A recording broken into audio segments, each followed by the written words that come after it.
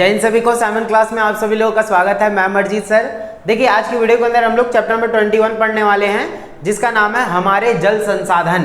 यानी कि हमारे देश के अंदर, यहाँ भारत की बात हो रही है ना, तो भारत के अंदर जो है सिंचाई के स्रोत क्या हैं, पीने का पानी और जो अन्य संसाधन हैं जिसमें जल आता है, तो वो हम इस चैप्टर के अंदर पढ़ने वाले हैं।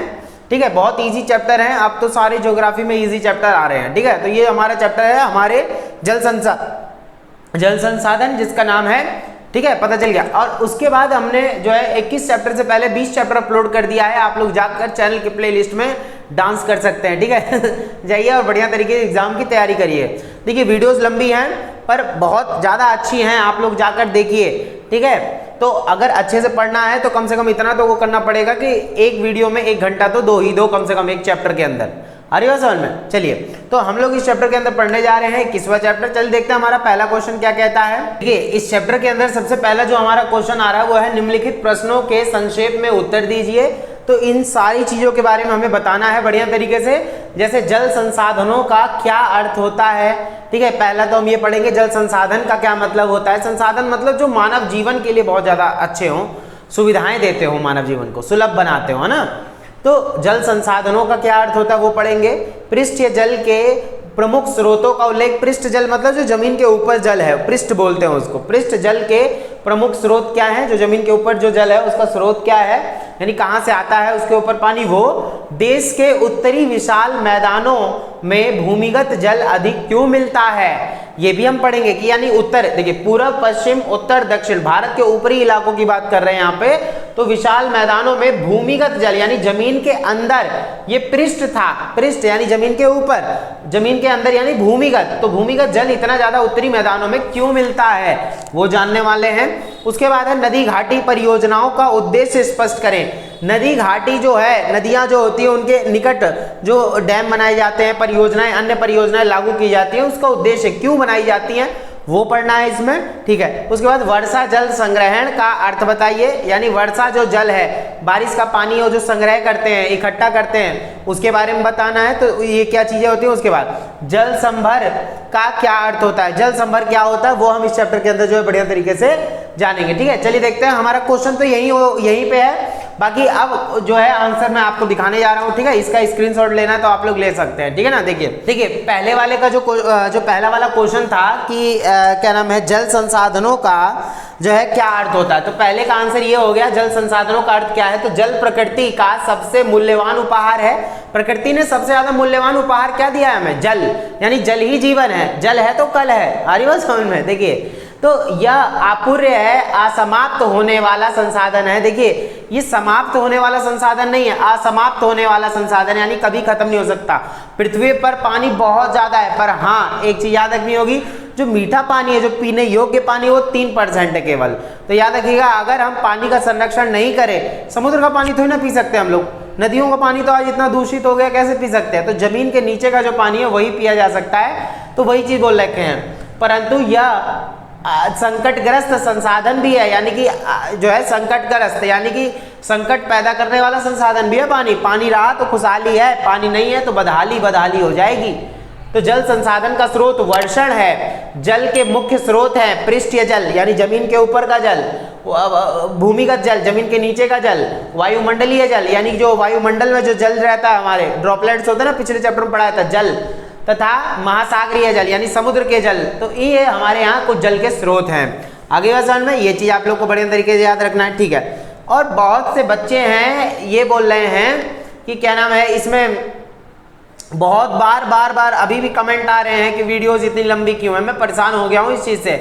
आप लोग थोड़ा सा कॉम्प्रोमाइज क्या पढ़ना है तो इन्हीं से पढ़ लीजिए बढ़िया तरीके से। ठीक है, शॉर्ट में कैसे बनाऊं, एक काम करिए, आप एक पूरी वीडियो देखिए। अगर मैं टाइम पास कर रहा हूं तो वीडियो छोड़ के चले जाना। आ रही बात समझ में? यही चीज है। अब इन्हीं को पढ़ो और समझाओ, ढंग से समझाओ तो टाइम तो लगता है ना, तो पढ़ने वाले अच्छे जानते हैं फिर। ठीक है, बहुत ज्यादा बोलते रहते हैं सब लोग, क्या करें, अब समझ नहीं आता है। देखिए उसके बाद आ रहा है दूसरा, पृष्ठ जल के प्रमुख स्रोत क्या है। तो दूसरा ही जो क्वेश्चन था हमारा कि पृष्ठ जल के प्रमुख स्रोतों का उल्लेख कीजिए, है ना। अरे समझ में? देखिए तो दूसरा ही क्वेश्चन हमारा आंसर है, इसका मूल स्रोत वर्षण है। यानी पृष्ठ जो जल है उसका मेन सोर्स क्या हो गया, वर्षण हो गया, यानी बारिश हो गया। तो इस जल का एक बड़ा भाग धरातल पर नदियों, धरातल मतलब जमीन की सतह, धरातल पर नदियों, नालों, तालाबों, झीलों, पोखर, जोहड़ों, ये जोहड़ वगैरह जहाँ पानी इकट्ठा होता है में मिलता है। तो पृष्ठीय जल में क्या चीजें आ जाती हैं, यही चीजें आ जाती हैं, नदी हो गई, तालाब, नाले, झील, पोखर, जोहड़, ये सब कुछ हो गया। तो ये क्या है, ये पृष्ठ जल है यही। और ये कैसे आता है, ये बारिश के पानी से भरता है, ठीक है, बारिश से भरता है। आगे बढ़ समझ में, चलिए उसके बाद आता है भूमिगत जल का वितरण समान नहीं है। यहाँ बोला जा रहा है तीसरा है ना ग, हाँ, तो देश की उत्तरी विशाल मैदानों में भूमिगत जल अधिक क्यों है। तो हमने यही वाला क्वेश्चन जाना था। तो देश के उत्तरी इलाकों में जो इतना ज़्यादा पानी मिलता है, तो इतना ज़्यादा पानी उत्तरी इलाकों में क्यों मिलता है, तो वही बोला जा रहा है। देखिए जरा, तो क्या है इसमें, तो बोला जा रहा है भूमिगत जल का वितरण समान नहीं है। आज भारत के उत्तरी इलाकों में पानी ज्यादा है जमीन के नीचे, पूर्व में अलग है, पश्चिम में अलग है, दक्षिण में अलग है। तो भूमि के बोला जा रहा है इसकी उपलब्धता वर्षा की मात्रा, वर्षा की प्रकृति यानी बारिश की मात्रा पे भी डिपेंड है, बारिश की प्रकृति पे भी डिपेंड है, भूमि की स्वभाव और ढाल पर निर्भर है। उत्तरी मैदानों में जलोढ़ मृदा पाई जाती है, यानी जो बाढ़ आती है, नदियों किनारे जो मिट्टी इकट्ठा होती है बाढ़ से, वो ज्यादा है वहां पे, तो वो ज्यादा उपजाऊ होती है तो पानी सोख के रखती है अपने अंदर, है ना। देखिए, तो जो वर्षा के जल को अपने अंदर सिंचित कर लेती है, संचित मतलब जो है रोक के रख लेती है अपने अंदर, इन्हीं सारी चीजों को संचित करके रखती है। तो अच्छा, यहाँ अधिक भूमिगत जल भंडार होता है। आगे बस समझ में, ये चीज हमें याद रखना है, ठीक है। चलिए उसके बाद हो गया ये, इसीलिए उत्तर भारत में जो है काफी ज्यादा जो है पानी हमें देखने को मिल जाएगा। नेक्स्ट क्वेश्चन आपका बनेगा कि नदी घाटी परियोजनाओं का उद्देश्य स्पष्ट करें। नदी घाटी परियोजनाओं का उद्देश्य क्या होता है भाई। देखिए, जो नदी होती है, नदी घाटी होती है, उसके निकट जो है अलग अलग परियोजना प्रोजेक्ट चलाए जाते हैं। प्रोजेक्ट कौन कौन से देखिए जरा, तो यहाँ बोला जा रहा है कि बांध नदी घाटी परियोजना के निम्नलिखित उद्देश्य हैं, जैसे बाढ़ नियंत्रण, यानी कि क्यों वहाँ परियोजना लगाई जाती है, डैम क्यों बनाए जाते हैं या अन्य परियोजना क्यों लागू की जाती है, ताकि वहाँ बाढ़ ना आ सके। तो बाढ़ को नियंत्रण करने के लिए, मृदा अपरदन रोकने के लिए, यानी मिट्टी बह ना जाए इसलिए उसको रोकने के लिए भी परियोजना लगाते हैं। और सिंचाई और पीने के लिए पानी की भी व्यवस्था चाहिए यहाँ पे। उद्योगों के लिए जल उपलब्ध कराना, विद्युत उत्पादन करना, बिजली पैदा करने के लिए भी परियोजना, पता होगा डैम बने रहते हैं, उसमें वो लगे रहते हैं, रोटर लगे रहते हैं, वो घूमता मोटर जैसी है ना, तो इसलिए बिजली पैदा होती है। तो परिवहन के लिए भी और मनोरंजन के लिए भी, और मतलब पानी में देखा होगा डाइविंग वगैरह करते, सारा बहुत सारी चीज़ें होती हैं, सबको पता है ये चीज़ें। वन्य जीव संरक्षण और मत्स्य का विकास करने के लिए भी, यानी कि पानी से ही तो हर चीज़ है, तो इसीलिए नदी घाटी के निकट परियोजनाओं को लागू किया जाता है ताकि हर चीज़ अच्छे से चलाई जा सके। आगे बात समझ में, ठीक बात। चलिए अब जरा आगे देख लेते हैं हम लोग। आगे क्या है, नेक्स्ट वाला क्वेश्चन था हमारा कि वर्षा जल संग्रहण का अर्थ बताइए। वर्षा जल संग्रहण का मतलब क्या होता है, ध्यान सुनिएगा। देखिए, तो वर्षा जल संग्रहण का सामान्य अर्थ वर्षा के जल को एकत्र करने से है, यानी कि बारिश के पानी को इकट्ठा करने से है, ठीक है। विशेष अर्थों में यह भूमिगत जल, ध्यान सुनिएगा, विशेष अर्थों में ये भूमिगत जल के पुनर्भरण को बढ़ाने की तकनीक है, यानी कि जमीन के नीचे पानी बढ़ जाए, क्योंकि पानी खत्म होता जा रहा है, बारिश का पानी सेव कर लो और जमीन के नीचे वापस भेज दो उसको, पाइप वाइप लगा के, मोटर वोटर जैसा भी है, क्योंकि मोटर लगाने की जरूरत नहीं है, डायरेक्ट नीचे जा सकता है क्योंकि ग्रेविटी है ना, ठीक है। पुनर्भरण बढ़ाने के लिए, जमीन के नीचे पानी बढ़ाने के लिए भी वर्षा का जल जरूरी है इकट्ठा करना। इस तकनीक में जल को प्रदूषित किए बिना स्थानीय रूप से वर्षा जल को एकत्रित करके भूमिगत किया जाता है, यानी कि वही बारिश के पानी को इकट्ठा करके जमीन के नीचे भेज दिया जाता है। तो ये चीज हो गई हमारी बारिश के पानी को इकट्ठा करने की तरकीबें, ठीक है। उसके बाद आता है नेक्स्ट क्वेश्चन, च में क्या है, जल संभर का अर्थ स्पष्ट करें। जल संभर क्या होता है, ये एक ऐसा परियोजना है जिसमें पानी को पूर्ण रूप से इकट्ठा करके, पानी को अलग अलग रूपों से इकट्ठा करके क्या करना, एक जगह कलेक्ट कर लेना, अलग अलग स्रोतों से पानी को इकट्ठा करके क्या कर लेना, उसको कलेक्ट कर लेना। जैसे जल संभर का अभिप्राय एक ऐसे क्षेत्र से है जिसका जल एक बिंदु की ओर प्रवाहित होता है। मान लीजिए आपके छत पे जो है पूरा वो घेर के पाइप लगा दी, उधर से आया है पाइप, आज से आ गया, दूसरे के छत से पाइप लगा दी, इधर आ गया, तो एक जगह बहुत सारा पानी इकट्ठा कर लेना, क्या कहलाता है? जल संभर कहलाता है। इस जल का योजनाबद्ध तरीके से यानी प्लानिंग करके उपयोग अच्छे परिणाम देने वाला बन सकता है और संबंधित क्षेत्र की इकाई के रूप में एक गांव हो सकता है, यानी कि एक गांव में लगाया जा सकता है और गांव का समूह हो सकता है। यानी इसको कौन कर सकता है? गांव का समूह बढ़िया तरीके से बना के इसको परियोजना को लागू कर सकता है। इतना क्लियर हो गया? ठीक है, उसके बाद देखिए क्या है नेक्स्ट हमारा इसी में आ जाएगा, नदी संयोजन के 3 चरणों का उल्लेख करें। नदी संयोजन के 3 चरणों का उल्लेख, तो यहां दे रखा है 1 2 3। तो नदी संयोजन के, हाँ ठीक है, कहाँ है? नदी संयोजन के 3 चरणों का उल्लेख करें। तो ये 6 वाले का जो क्वेश्चन है वो क्या है देखिए जरा आंसर। तो ठीक है, जल स्तरीय विकास अधिकरण ने 30 नदी जुड़ावों की पहचान की है। इन्हें 3 चरणों में पूरा किया जाएगा। ये 3 चरण है। जैसे पहला देखिए, पहला ये वाला प्रथम चरण के अंतर्गत इसमें प्रमुख प्रायद्वीप नदियों, जिसमें महानदी गोदावरी, कृष्णा और कावेरी को शामिल किया गया है। तो पहले चरण में कुछ नदियों को सेलेक्ट करके उनको जोड़ने का प्रयास किया गया है। तो प्रथम चरण के अंदर कौन कौन सी नदियां हैं? गोदावरी, महानदी, कृष्णा और कावेरी नदी जोड़ा गया है। द्वितीय चरण में क्या है? इसके अंतर्गत प्रायद्वीप भारत की, इसमें पहले वाला क्या था? प्रमुख प्रायद्वीप नदियां थी, और दूसरे वाले में क्या है? इसके अंदर प्रायद्वीप भारत की छोटी छोटी नदियां, जैसे द्रोणियों को एक दूसरे से जोड़ने की बात रखी गई है, जिसमें केन, बेतवा और पार तापी नदियां शामिल हैं। तो इसमें छोटी मोटी नदियां जो है इस वाले में, और तीसरे वाले में कुछ बहुत बड़ी नदियों की यहाँ बात कर ली जाएगी। जैसे देखिए तृतीय चरण में गंगा, ब्रह्मपुत्र की सहायक नदियों को एक दूसरे से जोड़ने का प्रावधान करा गया है। तो गंगा, ब्रह्मपुत्र जो बड़ी बड़ी नदियां, उनकी जो सहायक नदियां हैं, कट कट के उन्हीं से निकली हुई हैं, उनको जोड़ने की बात चली है। तो इसी को बोला जाता है नदी संयोजन, यानी नदियों को एक दूसरे से जोड़कर उससे लाभ लेना नदी संयोजन जो है कहलाता है। आगे वाले सवाल में पहला क्वेश्चन क्लियर हो गया ना? चलिए, भले ही टाइम लगता है लेकिन अच्छे से समझना है, तभी तो मजा आएगा जिंदगी में, वरना फिर तो दिक्कत हो जाएगी। आगे ना समझ बात। चलिए अब हम देखते हैं इसमें नेक्स्ट क्या कह रहा है। कमर दर्द हो गई है। अंतर स्पष्ट कीजिए, पृष्ठ जल और भूमिगत जल क्या होता है? पहले हम इसको जान लेते हैं, फिर अगले में जानेंगे वर्षा जल संग्रहण और जल संभर विकास किसे कहते हैं। बहुत इंपॉर्टेंट है, इसलिए इसको बढ़िया तरीके से पढ़ेंगे। ठीक है, तो पहले हम लोग इसको पढ़ लेते हैं। देखिए जरा, तो पृष्ठ जल और भूमिगत जल में क्या अंतर होता है? देखिए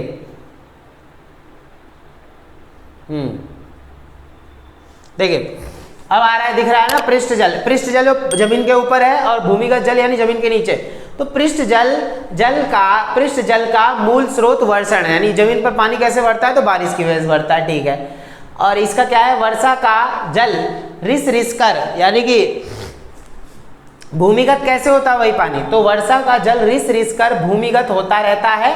इसे ही भौम जल या भूमिगत जल कहते हैं। जमीन पर पानी बढ़ा, वो रिस कर नीचे जा रहा है तो भौम जल हो गया, ऊपर ही बढ़ा है तो पृष्ठ जल हो गया। पर वो बारिश का ही एक वो होगा मेन स्रोत, बारिश। दूसरा है पृष्ठ जल का एक बड़ा भाग धरातल पर नदियों, नालों, तालाबों, झीलों में मिलता है। ठीक है, ये पृष्ठ पर क्या है? नदियों में मिलता है, नालों में, तालाबों में, झीलों में, इसे पृष्ठ जल होते हैं जो जमीन पर पड़े हुए हैं, दिख रहे हैं। पर भूमिगत थोड़ी ना जल दिखता है कि जमीन के नीचे मुंह सीधा डाल दो जाके, ओ वाह इतना पानी, ऐसा थोड़ी ना दिखेगा। ये दिख सकता है। इस जल का वितरण समान नहीं है, ये कहीं उत्तर इलाकों में अलग है, दक्षिणी इलाकों में अलग है, अलग अलग जो है हीरोइन मिल जाएंगी आपको। उसके बाद है यहाँ पे कि कुल पृष्ठ जल का 2/3 भाग देश की 3 बड़ी नदियां सिंधु, गंगा, ब्रह्मपुत्र में होकर बहता है। यानी कि जो पृष्ठ वो है ना जल, वो ज्यादातर बड़ी नदियों में देखने को मिलता है, गंगा, ब्रह्मपुत्र और जो है आपकी सिंधु नदी। ये तो क्लियर है? ठीक है। इसमें क्या है? भूमिगत जल में भूमिगत जल की उपलब्धता वर्षा की प्रकृति पर निर्भर करती है। यानी भूमिगत जल, जमीन में पानी कैसे बढ़ सकता है ज्यादा से ज्यादा? तो वर्षा की बदौलत बढ़ सकता है। अगर बारिश आ रही है तो वो जो है पानी रिस का जब जितना जाएगा उतना ज़्यादा वृद्धि होगी उसकी, है ना? चलिए, तो ये समझ में आ गया होगा कि भाई पृष्ठ जल किसे कहते हैं और भूमिगत जल जो है किसे कहते हैं। ठीक है, चलिए अब हम आगे देखते हैं इसको क्या कहा जाता है।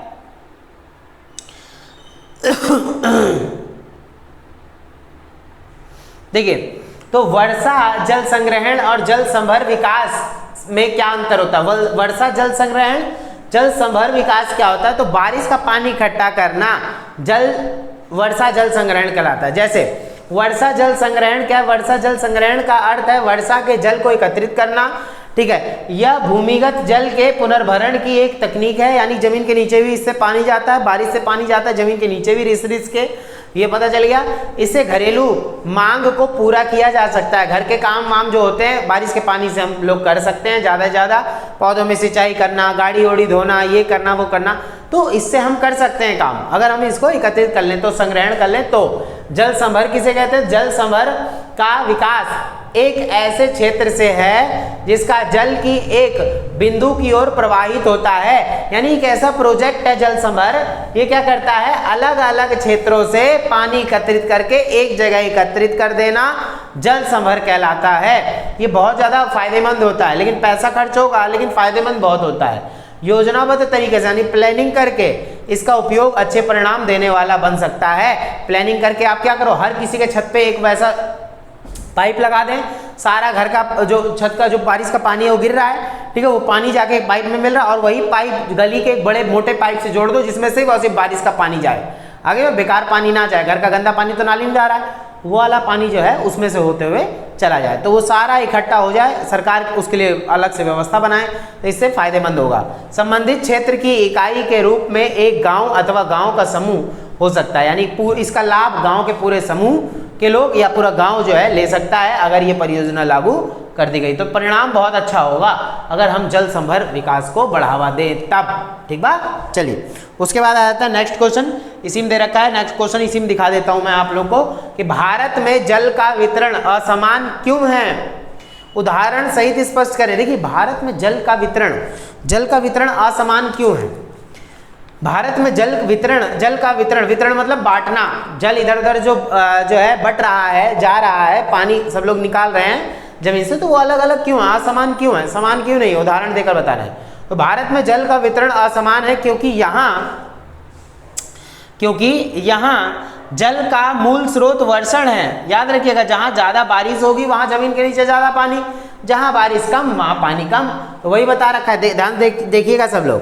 जल का मूल स्रोत वर्षण है, भारत में 90% वर्षा जून से अगस्त तक 3 महीनों की अल्प अवधि में हो जाती है। भारत में वर्षा के दिनों की संख्या में भी बहुत अंतर मिलता है, यानी कि वर्षा के दिनों में भी अंतर होता है भारत के अंदर, कहीं बारिश पड़ रही है कहीं नहीं पड़ रही है। अरे बस समझ ये चीज, तो बोला जा रहा है पश्चिमी तट यानी कि जैसे भारत है, भारत का पूरब पश्चिम उत्तर दक्षिण, तो पश्चिमी तट इधर वाला आगे बात समझ में, तो पश्चिमी तट पर वर्षा के दिनों की संख्या में भी बहुत अंतर मिलता है। पश्चिमी तट पर वर्षा वाले दिनों का औसत 137 दिन है, यानी कि 137 दिन है यहाँ पे जो पश्चिमी तट है ना, बोला पश्चिमी तट पर वर्षा वाले दिनों का औसत लगभग 137 दिन है। राजस्थान की बात करें तो राजस्थान में दिनों की संख्या घटकर 10 से भी कम हो जाती है, यानी मुश्किल से 10 दिन बारिश होती है वहाँ पे।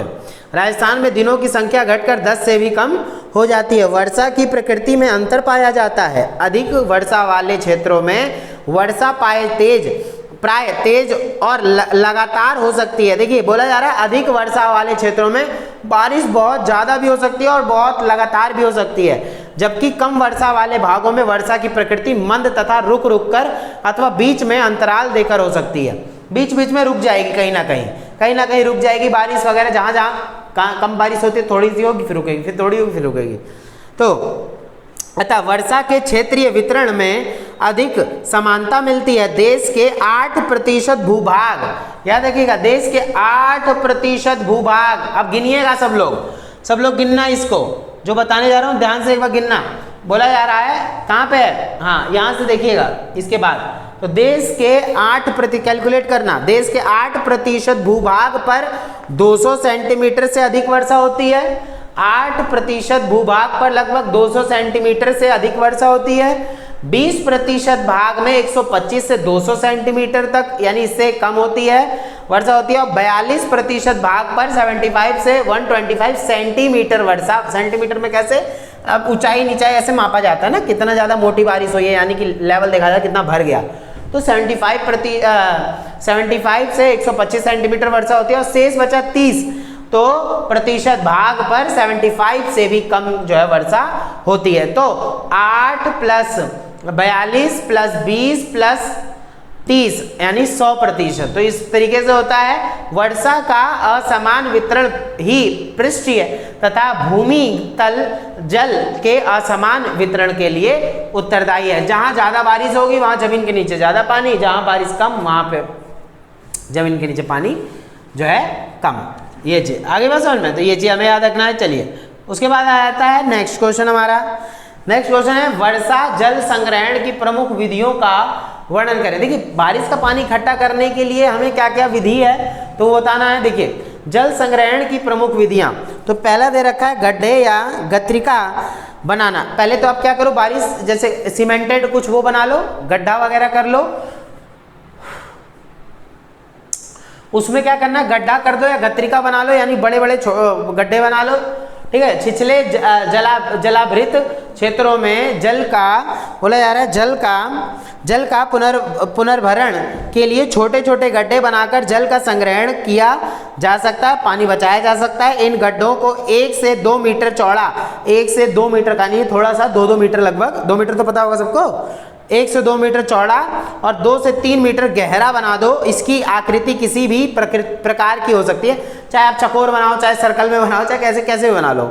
इन गड्ढों को कंकड़ बजरी, देखा हो कंकड़ बजरी भर दोगे तो पानी फिल्टर होकर नीचे जाएगा, कंकड़ बजरी आदि से भर दिया जाए। इससे वर्षा जल का रिसाव सहज हो जाता है, यानी कि साफ सुथरा पानी नीचे चला जाएगा। उसके बाद आता है खाइयाँ बनाना। खाइयाँ बनाना मतलब क्या हो जाएगा,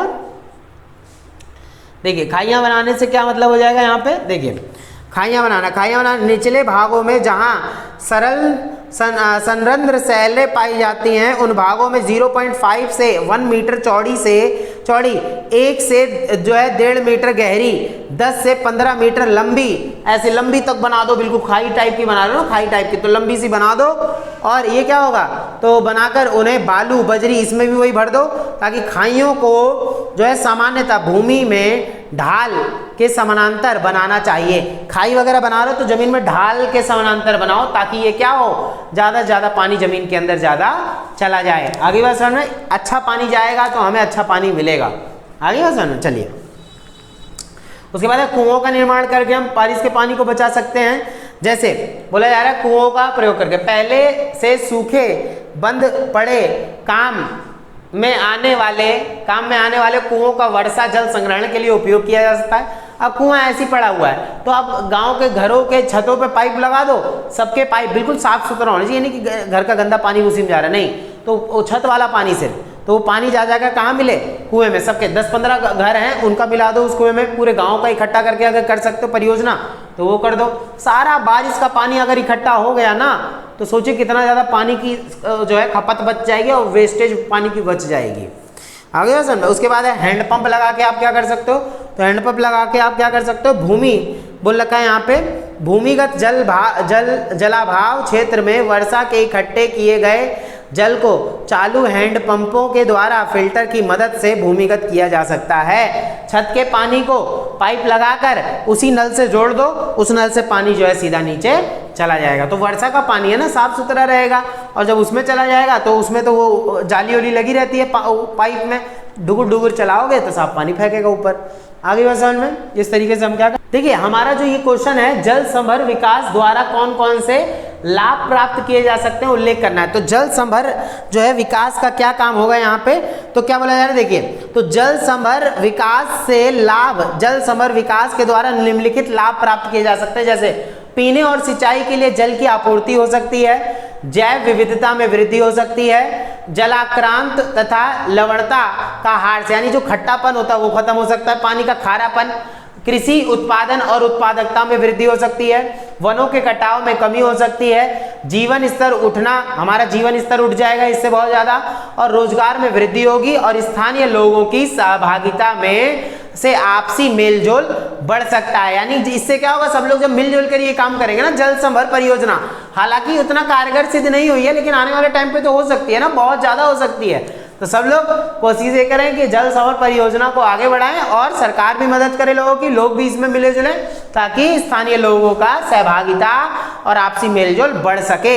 इसलिए जल संवर्धन परियोजना जो है बहुत ज्यादा जरूरी है। उसके बाद देखिए क्या आ जाता है इसमें, जल संवर्धन विकास परियोजनाओं से अभी तक इच्छित परिणाम क्यों नहीं मिल सके हैं, कारण बताइए।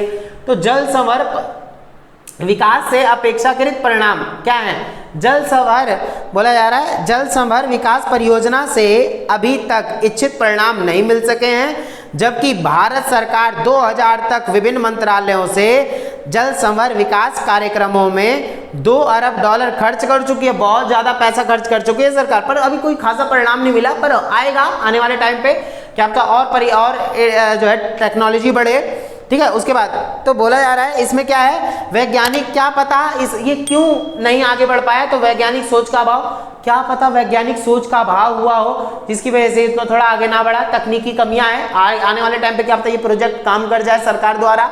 और स्थानीय लोगों के सहयोग की कमी, स्थानीय लोग सहयोग नहीं करते हैं, बोलते हैं नहीं हम ऐसा प्रोजेक्ट नहीं बनवाएंगे, अपने छत पे ऐसा नहीं करवाएंगे, वो लोग भाग ही नहीं लेते, लोग खुद करना चाहें तब आराम से हो सकता है। तो यही चीज है, विभिन्न विभागों के बीच आपसी सहयोग, इससे अगर विभिन्न विभाग आपसी सहयोग करेंगे तो ये मदद हो सकती है। पृथक मंत्रालय का ना होना, अलग अलग मंत्रालय, इसके लिए कोई मंत्रालय नहीं है, अगर होगा तो सरकार क्या कर देगी, इसमें बहुत ज्यादा आगे बढ़ सकती है इन चीजों में। क्लियर है इतना, ठीक है। उसके बाद आ रहा है नेक्स्ट क्वेश्चन हमारा, जल का संरक्षण क्यों आवश्यक है। बहुत अच्छा मेन क्वेश्चन इंपॉर्टेंट है, ना चले ना इस क्वेश्चन में आप लोग, ठीक है। जल का संरक्षण क्यों आवश्यक है, जल संरक्षण के विभिन्न उपायों की स्पष्ट करना है, पानी बचाने के लिए अलग अलग उपाय क्या होते हैं तो वो हमें यहाँ पे बताना। देखिए, जल नहीं तो जीवन नहीं, जल नहीं तो ढिंचिक ढिंचे, देखिए जल नहीं तो जीवन नहीं, जल अतः जल का संरक्षण बचाव बहुत ज्यादा जरूरी है, जब तो हीरोइन बनेंगे सब आगे बस में, तो ये चीज याद रखना। देखिए अति आवश्यक है जल का वो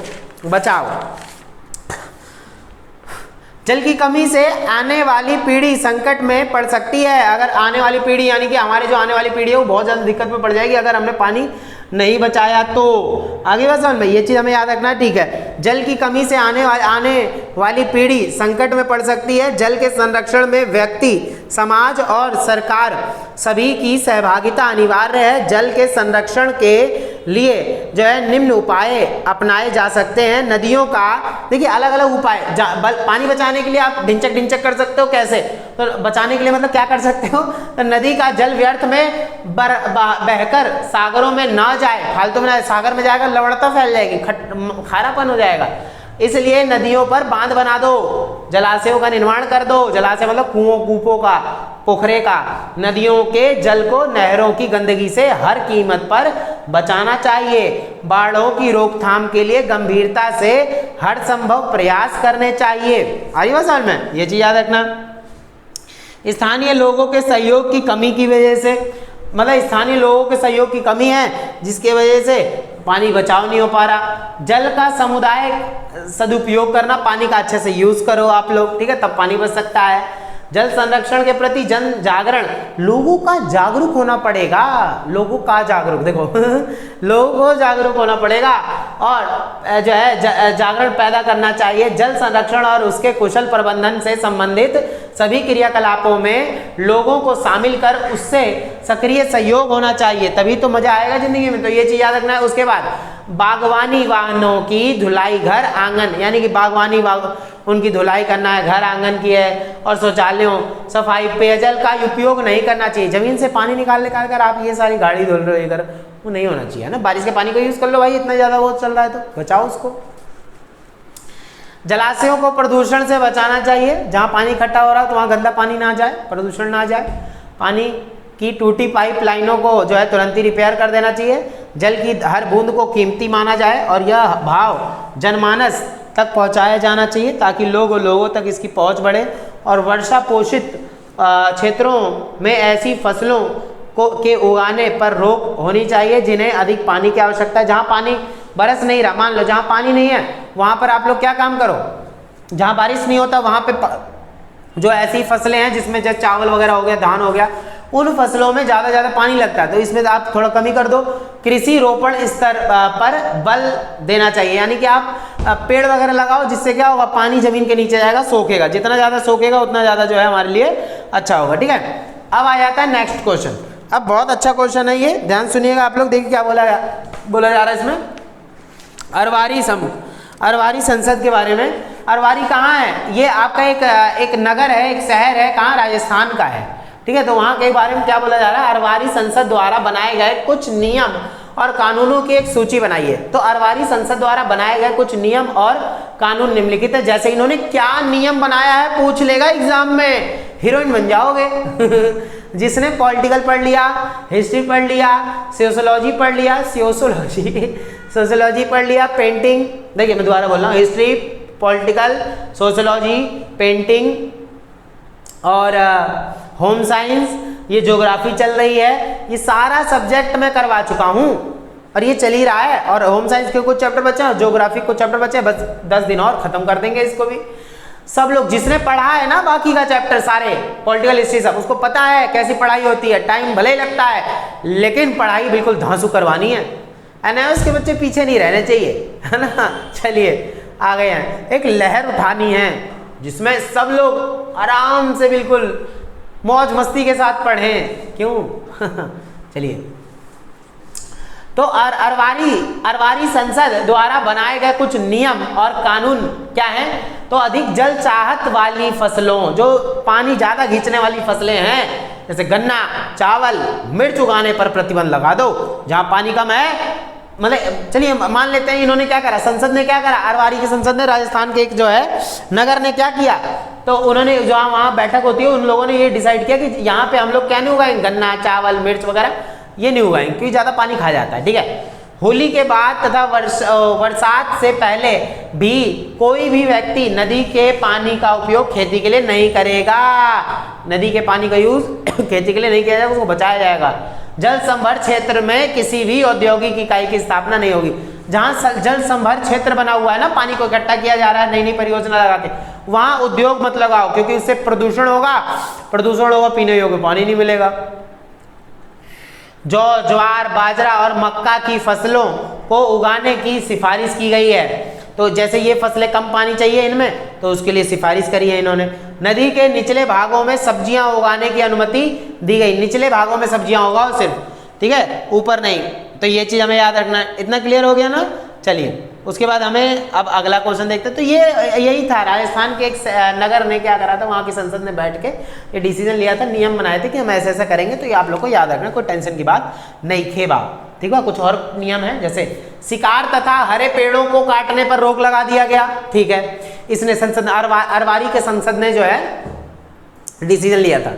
क्षेत्र में हाल ही में विकसित किए गए भैरव देव मानस जो है अभ्यारण्य में कोई भी व्यक्ति कुल्हाड़ी लेकर नहीं जाएगा। यानी जहां पर एक ऐसा क्षेत्र जहां पर सभी पशु पक्षी या जीव सुरक्षित हैं, तो वहां पर आप कुल्हाड़ी लेकर नहीं जाओगे, ऐसी जगहों पर कुल्हाड़ी लेकर नहीं जाओगे, ठीक है।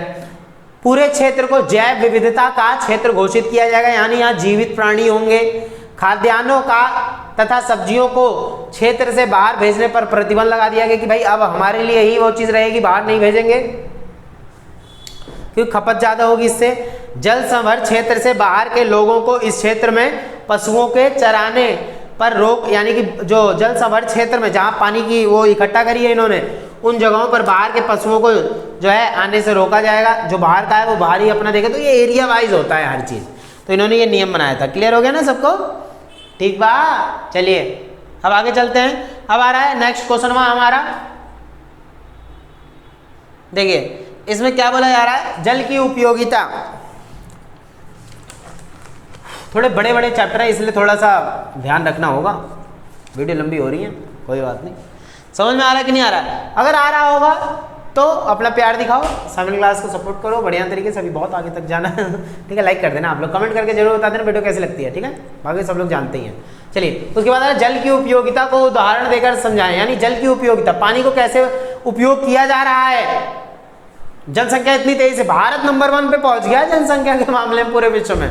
हम तो हमारे होने दो, यही वाली चल रही है प्रक्रिया। सरकार को थोड़ा करना चाहिए, इस पे काबू करवाएं लोगों से, है ना, प्रतिबंध लगवाएं।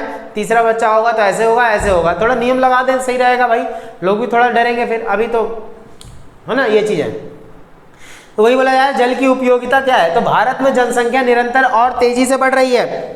क्या बोला जा रहा है, और तेजी से बढ़ रही है। स्वतंत्रता के बाद देश की जनसंख्या लगभग तिगुनी हो गई है। जनसंख्या बढ़ने के कारण सभी क्षेत्रों में जल की मांग बहुत ज्यादा बढ़ गई है। पेयजल तथा सिंचाई व उद्योग, पीने का पानी सिंचाई के लिए आप लोग ज्यादा उपयोग कर रहे हैं, हम लोग अपेक्षाकृत अधिक बढ़ गई है। दूसरी ओर भारत के प्रति व्यक्ति जल की वार्षिक उपलब्धता जो है बराबर घट रही है। सन 1951 में जो है बोला जा रहा है, सन 1951 में प्रति व्यक्ति वार्षिक जल उपलब्धता 5177 घन मीटर थी। याद रखना 1951 में कितनी थी, 5177 घन मीटर, पर आगे धीरे धीरे घट जाएगी यही, तो 2001 में घटकर केवल 1829 घन मीटर हो गई। सोचो 5000 से सीधा 1800 पे आ गई, तो बहुत ज़्यादा घट रही है हमारे यहाँ पीने का पानी लेवल। एक व्यक्ति के ऊपर बता रहा है कितना पीने का पानी बचा हुआ है, तो मीटर व्यक्ति प्रतिवर्ष। आने वाले समय में अर्थात 2025 तक पहुँचते पहुँचते जल की उपलब्धता प्रति व्यक्ति जो है, जल की उपलब्धता प्रति व्यक्ति जो है घटकर 1800, पहले इतनी थी, ओ माय गॉड ओम फो देखिए, तो इतनी थी 1951 में, इतनी हो गई, अब 2001 में इतनी हो गई। अब ये भाई संकट का विषय है, यानी लोगों को क्या करना पड़ेगा, सरकार को क्या है, कुछ नए नियम लागू करने पड़ेंगे, अरे बस जनसंख्या भी कंट्रोल हो और पानी की खपत भी ना हो। तो इसलिए 2025 तक पहुंचते पहुंचते ये 1829 से लेकर 1342 तक पहुंच जाएगी, तो बहुत कम हो जाएगा। और यह ध्यान देने बात है, ये ध्यान सुनिएगा, यह ध्यान देने योग्य तथ्य है कि 1000 घन मीटर औसत वार्षिक जल की उपलब्धता पर जल संकट पैदा हो जाता है। जब 1000 हो गया ना, तो इस वाले जल का संकट आ गया है, रेड बत्ती जल गई। आज कई देश जल संकट की स्थिति में पहुंच चुके हैं, यहाँ तक कि उन्हें जल का आयात करना पड़ता है। उन देशों में पानी नहीं बा, ठीक है, पानी नहीं है वहां पे, तो ये चीज है, ठीक है। जैसे यहाँ उसमें चार्ट में दिखा रखा है जल की उपलब्ध घन मीटर, ये 1000, 2000, 3000, 4000, 5000, बहुत पहले यानी सन की बात करें 1951 में 5177 था, 2001 में इतना कम हो गया, ओ माय गॉड 1829, तो ये बहुत ज्यादा बुरा है भाई।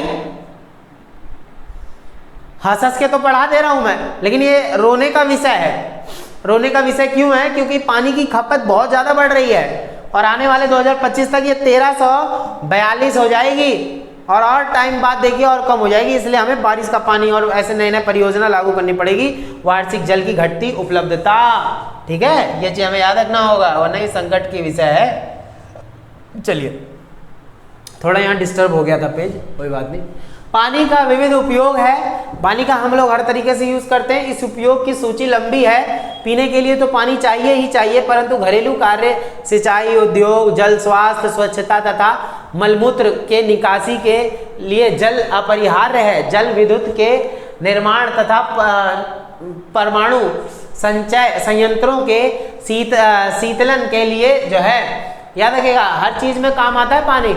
विशाल जल राशि जो है निरंतर चाहिए। मत्स्य पालन, मछली पालन के लिए भी, वानिकी और जल क्रीड़ाओं यानी जल में खेल वगैरह जो खेलते हैं, कल्पना जल के बिना हो ही नहीं सकती। और पर्यटन को विकसित तथा बढ़ावा देने में पानी का विशेष भूमिका है। पानी से ही सुंदर सुंदर फुहारे, और पानी के अंदर लोग कमाई भी कर रहे हैं, डाइविंग कर रहे हैं, पता नहीं क्या क्या होता है ना, सब कुछ ये सब पानी पे ही तो है। इस प्रकार जल सभी प्रकार के विकास कार्य के लिए आवश्यक है। अब यहाँ हमारे यहाँ स्विमिंग पूल वगैरह होता है, तो जमीन से पानी निकाल के तो स्विमिंग पूल में डाल रहे हैं, कौन से समुद्र से मंगवा रहे हो पानी, तो वही चीज है। बारिश का पानी इकट्ठा कर लो भाई, इससे बढ़िया उसमें दवाई ववाई डाल दो, बच जाएगा अपना। हर क्षेत्र में आवश्यक है पानी, और इसका उपयोग हर क्षेत्र में तेजी से बढ़ता जा रहा है। और नगरों के बढ़ने के कारण नगरों में जल की मांग प्रतिदिन बढ़ रही है। ये भाई एक बहुत बड़ा संकट का विषय है। इसीलिए भूमि की प्रधान देश है, भूमि कृषि प्रधान देश है हमारा भारत, कृषि प्रधान देश बा, ठीक बा। अतः सिंचाई के लिए विशाल जल राशि की आवश्यकता होती है। वर्ष 2000, यहाँ 2000 है, ठीक है, ढिंचक हो गया थोड़ा सा, इधर समझना। वर्ष 2000 भी मैं दिखाऊंगा। वर्ष 2000 सिंचाई के लिए 536 अरब घन मीटर जल का उपयोग किया गया था। की गई कुल जल राशि का 81% है, पर अब प्रतिशत जल का उपयोग घरेलू कार्यों में, ऊर्जा तथा अन्य कामों में ज्यादा किया जा रहा है। इसलिए देखिए ये उसमें दिखा रखा, बार ग्राफ में दिखा रखा, जैसे वो दिखा था, तो यहाँ पे ये अलग है, ये अलग है। इसमें वो लगा 1990 में यही पानी का जो उपयोग था इतना था, 2000 में इतना हो गया, 2010 में इतना और 2015 में इतना हो गया, और आने वाले टाइम में तो ये स्थिति और ज़्यादा जल का उपयोग बता रहे हैं ना यहाँ पे कितना ज़्यादा बढ़ रहा है, दिन पे दिन पानी का उपयोग बढ़ता जा रहा है, पानी का लेवल घटता जा रहा है। स्वतंत्रता के बाद सिंचित क्षेत्र में बहुत वृद्धि हुई है। 1999 से 2000 तक कुल सिंचित क्षेत्र 8.47 करोड़ हेक्टेयर था। भारत में सिंचाई के लिए जल के उपयोग की अधिकतम क्षमता 11.35 करोड़ हेक्टेयर मीटर है, और इस क्षमता का लगभग 3/4 तल ही उपयोग हो पाता है। यानी कि आप क्या कर रहे हैं यहाँ पे, ज़्यादा से ज़्यादा पानी का यूज सिंचाई में भी किया जा रहा है, जमीन से पानी निकाल के। इसलिए गोरखपुर के कई क्षेत्रों में या उत्तर प्रदेश के कई क्षेत्रों में पानी के लिए रोक भी लगा दी गई थी कि जमीन से ज़्यादा पानी होनी जो है नहीं निकाला जा सकता, क्योंकि बहुत ज़्यादा दिक्कतें आन पड़ी थी ना, यह चीज़ हमें याद रखना। ठीक है, उसके बाद क्या आ रहा है, भारत में सिंचाई के, देखिए भारत में सिंचाई के प्रमुख जो है साधनों का वर्णन करना है। तो कुएं और नलकूप मतलब वही बोरिंग का पानी, बोरवेल का पानी जो होता है वो, तो ये मैं आपको बता दिया हूं पहले ही, बस मैं पॉइंट दिखाना चाह रहा था कि आप लोग समझ आए। तो भारत में सिंचाई के 3 प्रमुख साधनों का वर्णन करना है, तो कुएं और नलकूप है, ये आप लोग देख लीजिए। ठीक है, ये बहुत इजी है, वरना मैं पढ़ा देता। तो ठीक है, इसमें कितना यूज करते हैं कुएं और नलकूप से वो बताना। उत्तरी भारत में जलोढ़ मैदान में भूमि जल का विशाल भंडार है, और यहाँ कुएं, नलकूप और खोदना और बनाना आसान है। उत्तरी भारत में बहुत आसान होता है क्योंकि पानी जल्दी मिल जाता है। ठीक है, उसके बाद बोला गया इन मैदानों में, उसके बाद बोला अतः इन मैदानों में कुओं तथा नलकूपों द्वारा सिंचाई लोकप्रिय है। और दूसरी ओर बात करें, गुजरात, गोवा, राजस्थान, महाराष्ट्र ऐसे राज्य हैं जिनमें 60% से अधिक सिंचाई कुओं और नलकूपों द्वारा होती है। तो ये चीज़ है, आगे समझ में ये चीज़ याद रखना। और नहरें हो गई, पहला वो था नलकूप और कुएं, और दूसरा हो गया नहरें। तो नहरों से भी सिंचाई की जाती है, आप लोग इसको बस पढ़ लेना, क्लियर हो जाएगा। ठीक बा, तो नहरें हो गई। उसके बाद क्या है, ठीक है, ये मैं आपको बता देता हूँ नलकूप और कैसे जो है इसका निर्माण जो है कैसे कैसे इसका यूज बढ़ा इतना ज़्यादा। ठीक है, देखिए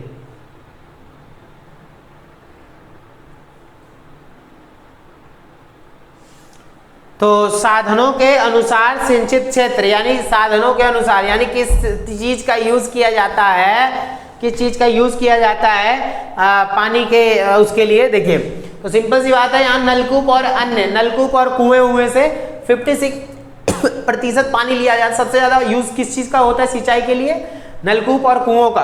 उसके बाद शासकीय क्षेत्रों की बात करें, जहाँ थोड़ा सा गवर्नमेंट हिस्सा पड़ जाता है, सरकारी हो जाता है, शासकीय नहरें होती हैं, तो वो 30% का यूज किया जाता है। ठीक है, बचा कुछ जो थोड़ा बहुत हिस्सा है, ये वाला हिस्सा हो गया, ये वाला हिस्सा है नहीं, ये क्या है, ये देखिए ये अन्य संसाधन हो गया, इसमें यूज किया जाता है, अन्य संसाधनों पर पानी का यूज किया जाता है। अन्य संसाधन कुछ भी हो सकते हैं, जैसे नलकूप था और नहरें था, अन्य संसाधन का यूज पानी के लिए भी किया जा सकता है। और तालाब का अगर बात करें, तालाब का भी यूज किया जाता है लगभग 6%, और नहरों का यूज किया जाता है कितना, निजी नहरों का, यानी जो अलग अलग इलाकों में क्षेत्रों में से होकर गुजरती है, उनका यूज किया जाता है 1%। तो ये सिंचाई के लिए कुछ साधन वगैरह जो हैं बता दिए गए हैं। ठीक है,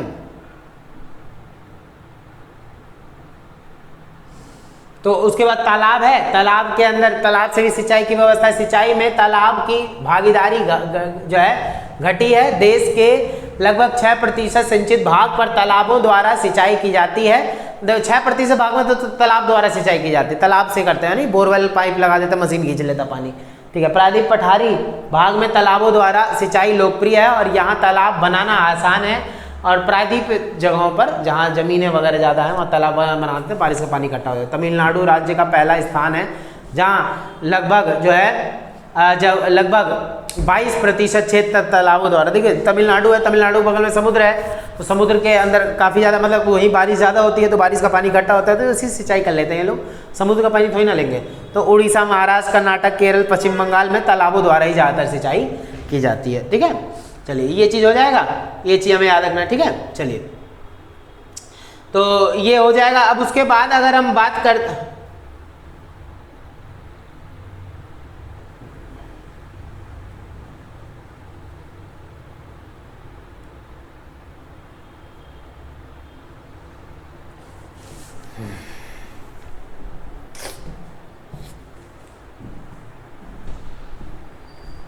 देखिए इस चैप्टर में इतने ही क्वेश्चन थे और इसके बाद जो चैप्टर आएगा हमारा 22 चैप्टर, ठीक है, उसके अंदर भी देखेंगे इंपॉर्टेंट क्वेश्चन बहुत सारे हैं। देखिए इंपॉर्टेंट क्वेश्चन सिर्फ 4-5 नहीं होने चाहिए, कम से कम 9-10 क्वेश्चन हो, जैसे मैंने पढ़ाया आपको लगभग 9 क्वेश्चन 10 क्वेश्चन थे ये, तो इतना जब पढ़ लोगे चैप्टर की डीप नॉलेज हो जाएगी आगे बस। और आना कंफर्म उन्हीं में से ही है ना, तो बच्चे ढंग से पढ़ें, समझदारी से काम लें, है ना, अच्छे तरीके से आप पूरे चैप्टर को बढ़िया तरीके से पढ़ें, ठीक है, कैसे कैसे है पानी का यूज कैसे कैसे सिंचाई के लिए किया जाता है। और इसके बाद अगर हाँ ये वीडियो अच्छी लगी तो आप लोग कमेंट करके जरूर बता देना एक बार, ताकि आने वाली सारी वीडियोस आप लोग को बिल्कुल धांसू मिले, मजा आ जाए, नाच उठो आप लोग, ठीक है। तो हमारा 21 था, इसके बाद 22 करेंगे हम लोग। अब मिलते हैं हम लोग नेक्स्ट वीडियो के अंदर, तब तक के लिए जय हिंद जय भारत। सब्सक्राइब भी कर लेना।